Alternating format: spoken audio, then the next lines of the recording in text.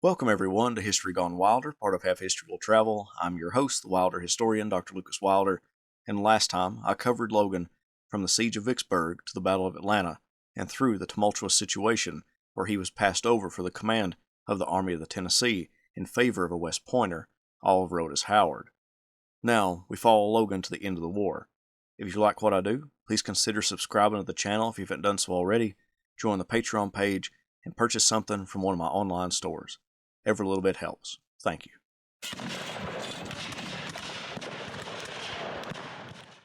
Logan and his 15th Corps barely settled into their position around Ezra Church when John Bell Hood launched another attack at the Army of the Tennessee. Commanding the high ground, Logan threw back repeated attempts to dislodge them. The 15th Corps commander stayed near the front lines, encouraging his men and rushing additional troops to weak areas in an attempt to hold on to the rise. Some of his men ran into the church and grabbed the pews to fashion a makeshift breastwork against the rebel bullets. Logan exposed himself to danger throughout the brutal fight, leading his men to a great victory. However, he was skeptical about how his actions would be viewed by his commanders. He wrote to Mary, "Whether I will get any credit for these fights I cannot tell, but guess not. Were I from West Point, these two fights would make me more reputation than Sherman ever had before this campaign, but I do not expect it." A week later he wrote, "On the 28th, I had the hardest fight of the campaign with my corps alone, and gained a great and complete victory, but will get no credit for it. West Point must have all under Sherman, who is an infernal brute. As soon as this campaign is over, I think I shall come home. At least I will not serve longer under Sherman." Logan's wrath wasn't only directed towards Sherman, he also lashed out at Northern peace Democrats. He wrote, "From the papers it seems that at home there will be trouble yet, though I hope not. The people are crazy. Just now, when the rebels are almost exhausted, they cannot increase their armies any more, and if we can only get the proper quota to fill our ranks, it must be crushed, yet at home they cry of peace." Most of August passed fairly quiet for Logan, but by the end of the month, the Army of the Tennessee was on the move again, this time cutting the two rail lines running into Atlanta from the southwest and the south. Logan's men made it to the first railroad and began destroying the track, taking the rails, heating them up in the center, and twisting them. The next objective point was Jonesboro. On the approach to the town, most of Logan's men discovered a house. An older woman saw the Union soldiers and ran inside. The blue-coated soldiers went into the house and found the woman wasn't there alone. Her daughter laid in bed with a newborn baby girl. The child's father had been killed fighting in the Army of Northern Virginia. One of the soldiers proposed baptism for the child, and the women agreed, so they went to go get a chaplain. A Union doctor was also on call to check on the family. When Logan came within sight of the doctor, the surgeon said, "General, you are just the man we're after." "For what?" Logan questioned. "For a godfather." Logan went into the house and held the child while the chaplain went through the ceremony. The child was christened Shell Anna, and Logan left a gold coin as a gift. He also ordered his men to leave some of their rations with the family to hopefully see them through for a while. The 15th Corps led the Army of the Tennessee's attack on Jonesboro. When it crossed the Flint River, Logan ordered it to dig in the best it could, as there was a large Confederate force in the town. On August 31st, Confederate General William Hardee, in command of two corps, attacked Logan's men but couldn't dislodge them. The next day, Logan moved against the Confederates, but the rebels threw back every attack. Nevertheless, other troops captured the rail line between Jonesboro and Atlanta, forcing John Bell Hood to abandon the city and finally bringing the giant campaign to a close. Logan moved the 15th Corps closer to Atlanta and rested them, as they had campaigned for nearly 4 months without a respite. Logan now turned his attention to the north, as far as politics were concerned. The presidential election would take place in November, and Abraham Lincoln was now running against the president's former general, George McClellan. Logan refused to endorse anyone while he was in the Army, which prompted one of his friends to write, "Will you refuse both party and country when they jointly ask your voice in this election? In God's name, dear Logan, by all your hopes for your country and yourself, let not the democracy ask your arm and be refused. That party gives us a rational and a national platform. Will you refuse to give your voice in behalf of our honorable soldier, patriot, Democrat, and statesman McClellan? P.S. Lincoln has gone to the devil. Illinois will give McClellan 35,000 majority." According to Logan, years after the war, President Lincoln asked him personally to return to Illinois and stump for him, especially to the people of southern Illinois. Logan made no mention of who he would support once William T. Sherman and Oliver Otis Howard gave him leave to return home, but Mary anticipated her husband would promote Lincoln. Mary even made a bet with one of Logan's brothers, who thought John would stump for McClellan. Mary won the bet and received a span of mules that were used to pull Logan around Illinois delivering speeches on behalf of Lincoln. His first speech was on October 1st in Carbondale, Illinois. He thundered in his impressive voice that he refused to act with or support any man or set of men, no matter by what name they may be called, that are not in favor of exhausting all the men and means under the control of the government in order to put down this accursed rebellion. When I find the leaders of the party I acted with betraying the trust of the people reposed in them, when I find them repudiating the doctrine of Jackson, who was for hanging traitors to the highest tree, and for preserving the Union at all hazards, either with blood or without it, I am compelled to follow you no farther. I cannot go with you in the precincts of treason and disloyalty. I will act with no party who is not in favor of my country, and must refuse to support the nominees of the Chicago platform. In another speech, Logan clarified his support for Lincoln. I believe Mr. Lincoln is a devoted patriot, struggling honestly to preserve this country. He has done some things that I have not thought best, but that he has tried faithfully to sustain the Constitution is a position no man can gainsay. If Lincoln should die, this man Johnson has brains enough to run the machine. He is a patriot, a soldier, and a statesman. I am for these men whether I have a friend left in the Democratic Party or not. The numerous speeches he made could have resulted in what he complained of as an inflammation of the throat. Despite his ailment, he asked Sherman if he could return to his command. Sherman was getting ready to march to Savannah, Georgia from Atlanta on his famous march to the sea, and told him that he couldn't overtake his command and that he had better rest. Logan rested for a little while in Illinois, then made a few speeches, and then went to Washington, D.C. After a few days in the capital, he traveled to City Point, Virginia, the headquarters of General-in-Chief Ulysses S. Grant. The two talked as old friends, but there was something on Grant's mind. George Thomas, who had been sent to Nashville to prevent the Confederate capture of the city, wasn't moving as fast as Grant wanted, and now the capital of Tennessee was besieged by the Confederate Army of Tennessee. Grant dispatched Logan with a mission to travel to Nashville, and if Thomas hadn't moved by the time he arrived, to take command of the army there and throw back the rebels. Logan moved out on December 13th for the West, first going to Washington, D.C., then Cincinnati and Louisville.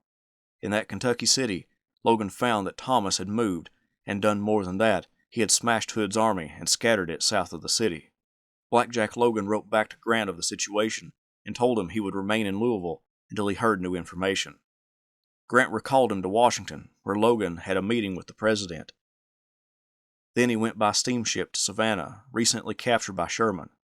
Logan got incredibly seasick from the voyage, but once he regained his composure, he took back command of the 15th Corps.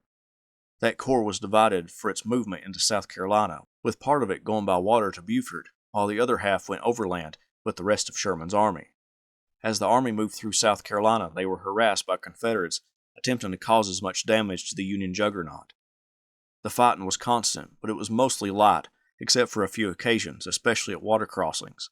Soon Logan's men pushed all the way to the outskirts of Columbia, South Carolina. Logan's 15th Corps were the first into the city. Logan claimed that the citizens greeted them with buckets full of alcohol, which led to order breaking down rapidly. That night, although the exact origins are a mystery, fires broke out. Logan, Sherman, and Howard all tried to stop the flames from engulfing the city, but it was no use. It needed to burn itself out. Following the destruction of the city, Logan and the rest of Sherman's columns marched toward North Carolina. They came to a large stream, swollen from the horrible rains. Logan's pioneers attempted to make a way for the wagons to cross the waterway, but they began to bicker with Howard's engineers, so much so that nothing got done. Logan requested that Howard withdraw his engineers, but Howard simply said that Logan would obey every lawful order. It took days for the stream to get low enough for them to cross. In mid-March, one wing of Sherman's army made contact with what was left of the Confederate Army of Tennessee at Bentonville, North Carolina. Logan could hear the sounds of battle and rushed to attack the rebels. He found himself attacking the flank and rear of the enemy army, in a perfect spot to destroy them. By the time the Corps was up, weather delays prevented him from attacking in force, and when he was ready, he found the Confederates in his front gone. Near Bentonville, Logan encountered a planter claiming to be a British subject, asking for Logan's protection. The Union general responded, "What the hell then are you doing here if you are? The boys will take every hog and chicken you have, though you are a British subject. British subject be hanged." Logan moved to Raleigh, where a flurry of messages met him. Richmond had been evacuated by Robert E. Lee and the Army of Northern Virginia, and Grant's army was given chase. On April 11th, Logan received word that Lee had surrendered to Grant. This prompted Sherman to begin negotiations with Joseph E. Johnston, the commander of the Army of Tennessee. On April 17th, Logan received word that Abraham Lincoln had been assassinated. Many Union soldiers were irate at the news when Sherman announced it. A mob of Federal soldiers formed to take revenge by burning the city of Raleigh. Logan got word of the mob and rode in front of them, telling them to stop and threatening to turn the artillery on them with canister if they didn't turn back. The mob dispersed and Raleigh was saved from destruction. Sherman met with his generals about surrender terms offered to the Confederates. Logan was the most vocal when it came to accepting surrender on almost any terms. He declared that the men were too tired for another pursuit, and if one of the conditions was that Confederate President Jefferson Davis could run away, let him do it. After Johnston surrendered, Sherman ordered his army to march to Washington, D.C. Logan moved into Virginia and camped at Petersburg, Virginia for a couple of days. He wrote to Mary, "There is no more necessity for troops south, more than small numbers in each state. These people are thoroughly whipped." Sherman's army wasn't allowed to explore Richmond when they came to it. Guards from the Army of the Potomac blocked the Western troops from entering the city until it was ready to march through all at one time. Howard, the Army of the Tennessee commander, was assigned to command the Freedmen's Bureau, which took him away from that army. Logan was named the new commander of the army, the one that had been taken away from him months earlier. He wrote to Mary, "General Howard has been assigned to the Bureau, and I am told that I am to command the army, but God knows I am sure I shall not ask it, as I have been treated so once before. I have nothing to expect at the hands of these men." Howard, it seemed, would lead the army into Washington, D.C. for the Grand Review. Sherman, sensing the tension, asked Howard to let Logan lead the army in the review. Howard said that he had led the army since Atlanta and had the right to lead it. Sherman replied, "I know it, but it will be everything to Logan to have this opportunity. Howard, you are a Christian and won't mind such a sacrifice." Howard stepped aside and let Logan lead the army. On May 24th, the Westerners began their march through the capital with thousands gathered to watch the heroes of Shiloh, Vicksburg, Chattanooga, and Atlanta. Leading the column came Logan, who was recognized, along with Blair, as former congressman and applauded wildly. Grant's aide, Horace Porter, saw Logan, Black Jack, riding at the head of the Army of the Tennessee, his swarthy coal-black hair giving him the air of a native chief.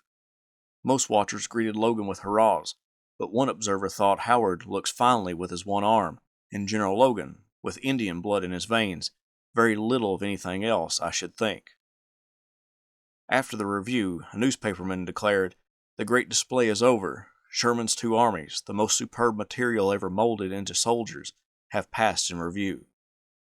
The majority of Logan's force in the Army of the Tennessee was Westerners, so he moved the army to Louisville to start the process of discharging those thousands of men. Before he himself left for Louisville, he went to New York City with Francis Blair, Sherman, and Grant. They spoke at the Cooper Institute, where Logan endorsed President Andrew Johnson and his views towards Reconstruction. He then proceeded to Louisville, where he spent all of June and July discharging soldiers, but many just wanted to go home, and they began to cause a stir as they awaited their papers. Fights broke out and vandalism persisted until Logan forbade soldiers from entering the city proper to keep them out of trouble. In late July, he made a speech in Louisville to the Kentuckians about the 13th Amendment. He asked them to accept the amendment to the Constitution that would outlaw slavery. The opposers to the amendment declared those who supported it as people who wanted equality between the races. Logan assured them that the amendment didn't mean equality, just an end to slavery. He himself didn't believe the two races were equal. Logan attempted to make the process of releasing the soldiers a quick one because Mary was pregnant and due any day. So he worked tirelessly to send the men home. His farewell address said in part, The profound gratification I feel in being authorized to release you from the onerous obligations of the camp and return you laden with laurels to homes where warm hearts wait to welcome you is somewhat embittered by the painful reflection that I am sundering to the ties that trials have made true. Although I have been but a short period your commander, we are not strangers.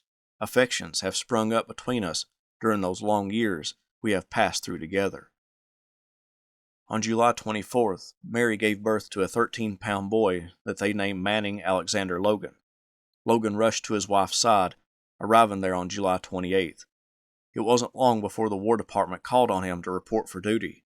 Logan responded by sending them his resignation, which was accepted, although the Secretary of War hated to lose, as he said, so gallant and patriotic a soldier.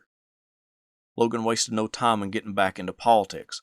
Although he didn't make political speeches for any party, he watched the political currents to find out which political party might be the most advantageous to him. He left Mary in Illinois while he traveled to New York in October to speculate in cotton and stocks. He also spent time in Washington to monitor its politics. He felt that his reputation in the war would help him gain the U.S. Senate seat from Illinois coming up in 1866. He also helped to form the Society of the Army of the Tennessee to keep a fraternal connection between that army's enlistees and commanders. While in the Northeast, he made speeches supporting Union men and the Union Party. He stated, "It has been decided according to the doctrine of Andrew Jackson that the sovereignty of the United States is paramount. The Union Party, what is it? Is it mere Republican or Democrat or abolition? No, it is not this limited. It is that party which organized in the hour of the nation's peril, preserved it till the safety was secure." In November, Johnson offered him the position of minister to the Republic of Mexico, but Logan had his eyes set firmly on that Senate seat from Illinois and wouldn't accept the position. Plus, others and maybe Logan himself felt that his name was just a tool to fight back against the French regime of Maximilian, who fought for control of the country. When he refused to go to Mexico, Johnson offered him the position of minister to Japan, but Logan wouldn't budge. Family troubles emerged in the Logan household as Mary despaired at ever making Logan happy enough to stay home. She wrote, "I have struggled for 10 years with an untiring devotion to help you and be all you wanted. I loved my home and tried by might and main to make it pleasant the short visits you have made to it, but failing to make it tolerable scarcely to you, as you well know, my darling, you have never spent an evening with me and made me feel you were happy. You have been an excitement for so long. A quiet domestic home has no charm for you. Alas, like all my past anticipations of pleasure, it is all over, and so I will give up and do the best I can." Logan assured her that he would be coming home soon, but campaigning was foremost in his mind. In the summer of 1866, Logan made his big debut as a Republican. He was disgusted at the introduction of ex-Confederates into Washington, D.C., and felt abandoned by the Democratic Party because of its peace element during the war, a war he fought in bravely and helped win for the Union. He metaphorically waved the bloody shirt, accusing the Democrats of attempting to tear the country apart because of their support for the Confederacy. He aided in the creation of the Grand Army of the Republic, or GAR.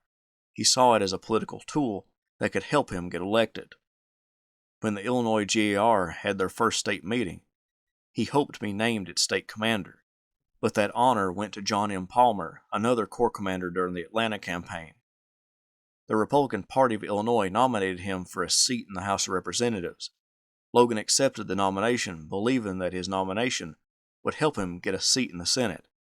By this point, he was firmly against President Johnson and declared, when all things were created, in the creation it was necessary to have animals for all kind of work, and when the Almighty looked around for a demagogue, he found Andrew Johnson and made him.